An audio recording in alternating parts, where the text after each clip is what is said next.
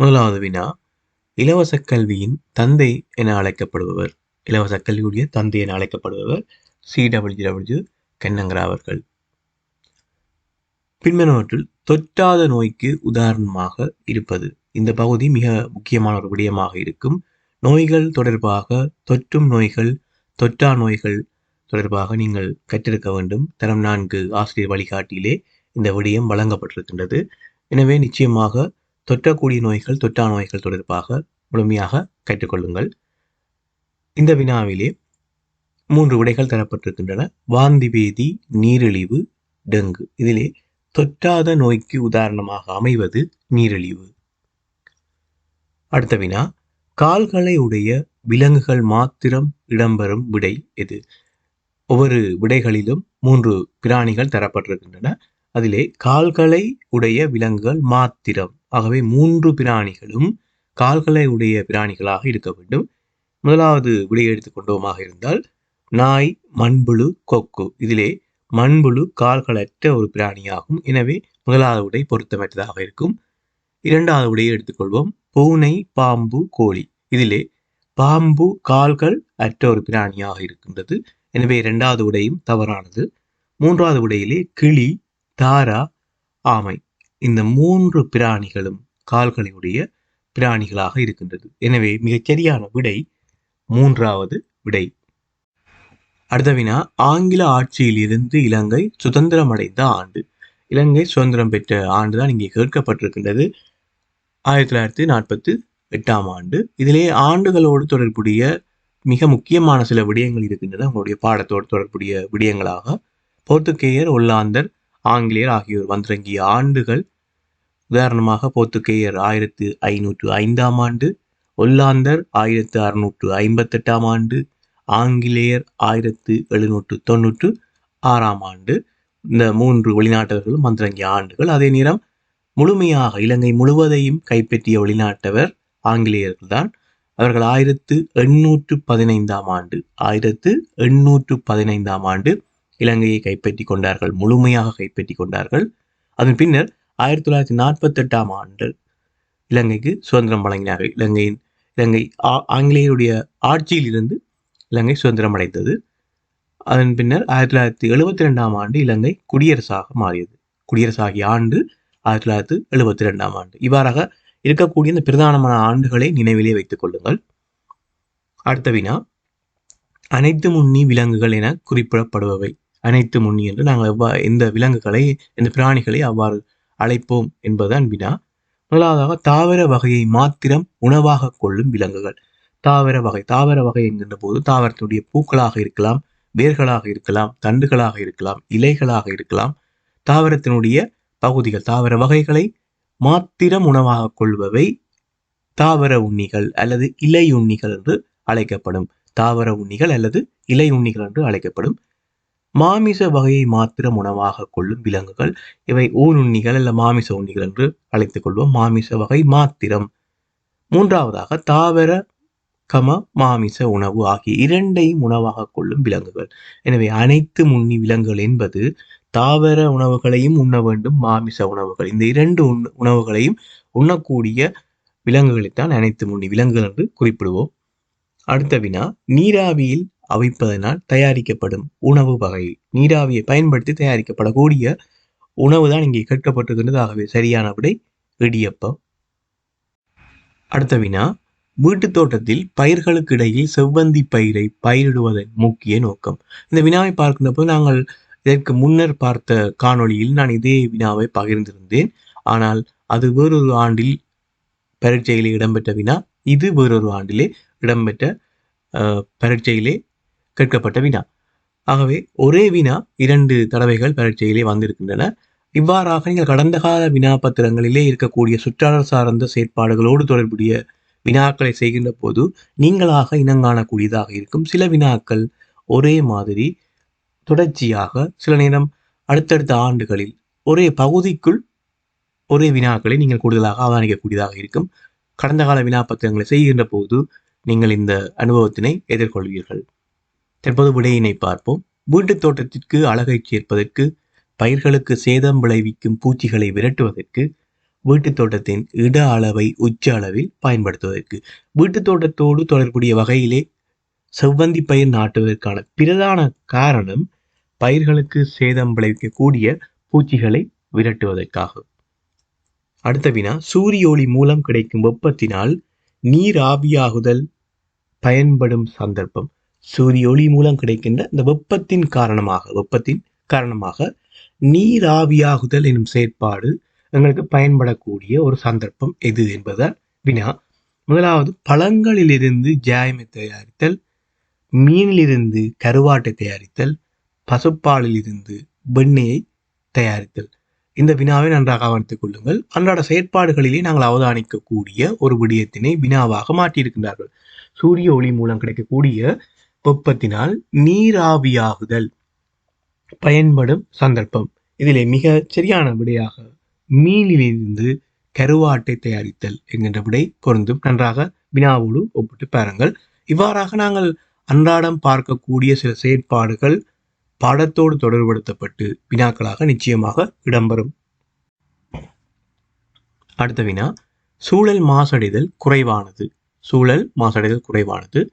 முதலாவதாக, ஞாயிற்று கலங்கள் மூலம் மின்சக்தி பெறும்போது, நிலக்கரி மூலம் அனல் மின்சக்தி நிலையம் இயங்கும் போது, பெட்ரோல் டீசல் ஆகியவற்றை பயன்படுத்தி வாகனங்கள் செலுத்தப்படும் போது.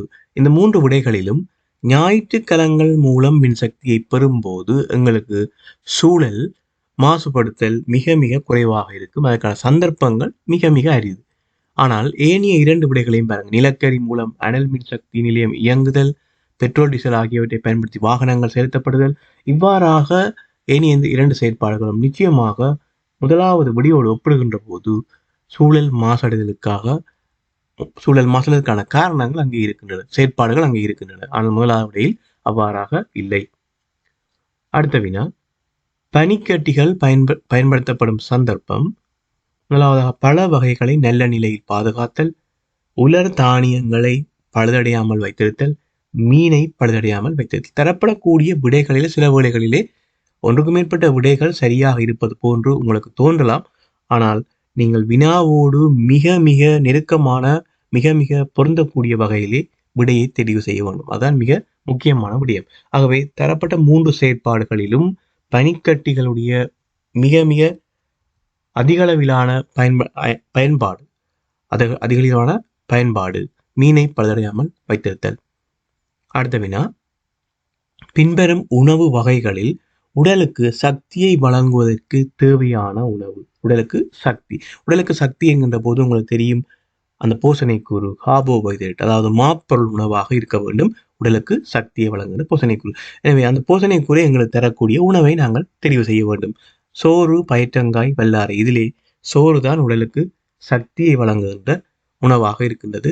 நீங்கள் கடந்த காணொலியிலும் பார்த்திருப்பீர்கள். இதே விடயம் ஒன்றுக்கும் மேற்பட்ட வினாக்களாக அங்கே வழங்கியிருக்கின்றேன்.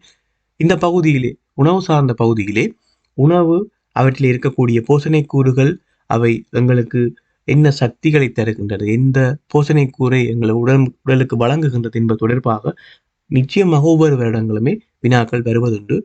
இந்த பகுதி ஒரு மிக முக்கியமான ஒரு பகுதி.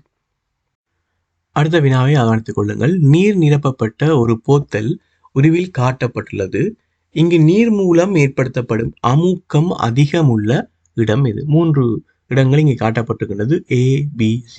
இதிலே சி இருக்கக்கூடிய அந்த இடம், சி குறிக்கப்பட்டிருக்கக்கூடிய இடத்திலே தான் அதிக அளவிலே அமுக்கம் காணப்படும். இது நீங்கள் செயற்பாடு ரீதியாக வகுப்பறையில் செய்து பார்த்திருப்பீர்கள். அடுத்ததா, படத்தில் காட்டப்பட்டுள்ள குறியீட்டினால் கூறப்படும் தகவல் யாது? படத்தில் காட்டப்பட்டுள்ள குறியீட்டினால் கூறப்படுகின்ற தகவல், அதாவது படம் கூறுகின்ற கருத்து. முதலாவது, கவனமாக கையாள்க, நொறுங்கக்கூடியது, உடைந்துள்ளது. இந்த இடத்திலே இந்த குறியீடானது நொறுங்கக்கூடியது என்கின்ற தகவலை எங்களுக்கு தருகின்றது. உதாரணமாக, ஒரு பொருளிலே அதனுடைய பொதியிலே இந்த குறியீட்டினை நீங்கள் அவதானித்தால் அந்த பொதிக்குள் இருக்கக்கூடிய பொருள் நொறுங்கக்கூடிய தன்மையாக இருக்கும், உடையக்கூடிய தன்மையாக இருக்கும். எனவே அதனை கவனமாக கையாள வேண்டும் என்பதுதான் அதற்கான விளக்கமாக இருக்கும். இந்த குறியீட்டினுடைய விளக்கம் நொறுங்கக்கூடியது.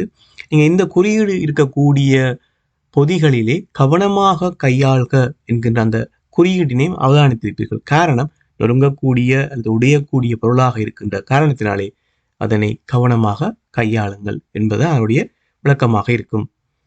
அடுத்த வினா, அயடின் சேர்க்கப்பட்ட உப்பு பொதியில் பின்வரும் குறியீடு உள்ளது. இதன் கருத்து யாது? அருகே இருக்கக்கூடிய அந்த குறியீட்டினை அவதானித்துக் கொள்ளுங்கள். ஒரு நீரினுடைய குழாய் நீருடைய படமிடப்பட்டு தடையாக குறியீடு காட்டப்பட்டிருக்கின்றது. இதற்கான காரணம் கழுவாமல் பயன்படுத்துக. அதாவது பெரும்பாலும் நீங்கள் இந்த அயடின் சேர்க்கப்பட்ட உப்பு பொதியிலே அவதானித்திருப்பீர்கள். அதற்கான காரணம், உப்பினை நீங்கள் கழுவி பயன்படுத்துகின்ற போது உப்பில் சேர்க்கப்பட்ட அயடின் கழுவப்பட்ட நீரோடு சென்றுவிடும். பின்னர் அந்த அயடின் உப்பிலே காணப்பட மாட்டாது. எனவேதான் அயடின் சேர்க்கப்பட்ட உப்பு பொதியில் நிச்சயமாக இந்த குறியீடு இருக்கும். நீங்கள் கழுவாமல் அவ்வாறே உப்பினை பயன்படுத்த வேண்டும். அடுத்த வினா, ஆண்டுக்கு ஒரு தடவை மட்டும் காய்க்கும் மரம். இதிலே 3 விடைகளையும் பார்த்துக் கொள்ளுங்கள். பப்பாசி, மரமுந்திரிகை, வாழை. இந்த வினாவுடைய விளக்கம், குறித்த காலத்தில் பூத்து காய்க்கக்கூடிய ஒரு தாவரம் தான் இங்கே கேட்கப்பட்டிருக்கிறது. ஆண்டுக்கு ஒரு தடவை. தரப்பட்ட விடைகளிலே மரமுந்திரிகை பொருந்தக்கூடியதாக இருக்கும். அடுத்த வினா, காற்றின் உதவியுடன் பரவும் தாவரம். காற்றின் உதவியுடன் பரவும் தாவரம் என்ற போது காற்றினாலே பரம்பலடையக்கூடிய வித்துக்களை கொண்டிருக்கக்கூடிய தாவரமாக தரப்பட்ட விடையிலே புன்னை, இருவேரி, சீதவியார் செங்கல். இந்த 3 விடைகளிலே சீதவியார் செங்கல் நீர் காற்றினால் பரம்பலடையக்கூடிய வித்துக்களை கொண்ட தாவரமாக இருக்கின்றது. அடுத்த வினா, விவசாயிகள் ஏர் கொண்டு வயலை உழுதனர். இதில் ஏர் என்பது கலப்பை. இந்த வினா ஒரு கடந்த கால வினாவாக சுற்றாடல் சார்ந்த பகுதியிலே இடம்பெற்றிருக்கின்றது. அடுத்த வினா, எதிரி வாளை பிடிக்க முயலும் போது தனது வாளை பித்து கொண்டு செல்வது. பல்லி. வாளை அறுத்து விட்டு ஓடக்கூடிய பிராணியாக இருக்கின்றது. சூழலுக்கேற்ற வகையிலே தன்னுடைய பாதுகாப்புக்கு தன்னை இசைவாக்கம் செய்து கொண்டிருக்கக்கூடிய அந்த பிராணியாக பல்லி காணப்படுகின்றது. அடுத்த வினா, பருகுவதற்காக பால் பைக்கெட்டை திறப்பதற்கு முன்பதாக பைக்கெட்டில் குறிக்கப்பட்டுள்ள விடயங்களில் மிக முக்கியமாக கவனிக்கப்பட வேண்டியது. முதலாவது விடை, காலாவதியாகும் திகதி, உற்பத்தி செய்த தினம், பாலில் அடங்கியுள்ளவை. எப்பொழுதுமே பொதி செய்யப்பட்டிருக்கக்கூடிய ஒரு உணவு பொதியாக இருக்கலாம், அல்லது நீங்கள் உள்ளடக்குகின்ற ஏதாவது ஒரு உணவு சார்ந்த விடயங்களாக இருக்கலாம். அவற்றை கொள்வனவு செய்கின்ற போது, அதாவது வாங்குகின்ற போது நிச்சயமாக காலாவதியாகின்ற திகதியை முதலாவது பார்த்து கொள்ள வேண்டும். அதனைத்தான் இங்கே குறிப்பிட்டிருக்கிறார்கள். பருவதற்காக பால் பக்கெட்டை திறப்பதற்கு முன்பதாக பக்கெட்டில் குறிக்கப்பட்டிருக்கக்கூடிய விடயங்களிலே காலாவதியாகும் திகதி மிக முக்கியமாக நீங்கள் கவனிக்கப்பட வேண்டிய ஒன்றாக இருக்கும். அடுத்த வினா, பின்வருவனவற்றுள் தேசிய அடையாளங்கள் அல்லாதது எது? தேசிய அடையாளங்கள். தேசிய அடையாளங்கள் என்கின்ற போது தேசிய மரமாக இருக்கலாம், தேசிய பறவையாக இருக்கலாம், தேசிய விளையாட்டாக இருக்கலாம். இவை தேசிய அடையாளங்கள் சொல்வோம். இதிலே நீலோட்பலம் தேசிய மலர், இலங்கையினுடைய தேசிய மலர். நாகமரம் இலங்கையினுடைய தேசிய மரம். ஆகவே 3 விடைகளிலே நீலோட்பலம் மற்றும் நாகமரம் தேசிய அடையாளங்களாக காணப்படுகின்றது. நிறைகலசம் ஒரு தேசிய அடையாளம் அல்ல. அது இலச்சனையிலே காணக்கூடிய ஒரு குறியீடே தவிர தேசிய அடையாளங்கள் என்ற ரீதியிலே நிறைகலசம் இடம்பெற மாட்டாது. தேசிய அடையாளங்கள் என்பது நான் குறிப்பிட்டது போல தேசிய மலர், தேசிய மரம், தேசிய பறவை, தேசிய விளையாட்டு, அவ்வாறான விடயங்களாக இருக்கும் தேசிய அடையாளங்கள். அடுத்த வினா, வாலிபால் அதாவது கரப்பந்து விளையாடுவதற்கான குழு ஒன்றில் உள்ள விளையாட்டு வீரர்களின் எண்ணிக்கை யாது? அதாவது கரப்பந்து விளையாட்டிலே ஒரு குழுவில் எத்தனை விளையாட்டு வீரர்கள் காணப்படுவார்கள்? 6 பேர், 6 நபர்கள். எனவே அன்புக்குரிய மாணவ செல்வங்களே, இந்த காணொளியிலே நான் வழங்கியிருக்கக்கூடிய வினாக்கள் தரமைந்து புலமை பரிசில் பரீட்சை இறுதி வினாத்தாளிலே இடம்பெற்ற கடந்த கால வினாக்கள். ஏற்கனவே ஒரு காணொளியிலே 25 வினாக்கள் பதிவேற்றியிருந்தேன். இதிலே 21 வினாக்கள். இவ்வாறாக கடந்த கால வினாக்களை நான் பதிவேற்றுவதும் அதற்கான விளக்கத்தை வழங்குவதற்கான காரணம் அனைத்துமே உங்களுடைய பாடத்திட்டங்களோடு தொடர்புடைய விடயங்களாக இருக்கும். அதே நேரம் நீங்கள் முழுமையாக கற்றுக்கொண்டால் அனைத்து வினாக்களுமே உங்களுக்கு மிக இலகுவாக இருக்கும். எனவே உங்களுடைய பாடம் சார்ந்து இருக்கக்கூடிய சுற்றாடல் சார்ந்த செயற்பாடுகளிலே முழுமையாக கற்றுக்கொள்ளுங்கள். இறுதிப் பரீட்சையில் இடம்பெறப் போகின்ற அந்த 30 வினாக்களையும் நீங்கள் சரியான முறையிலே செய்து கொள்ளக்கூடியதாக இருக்கும். மீண்டும் இன்னொரு காணொளியை சந்திக்கின்றேன். நன்றி.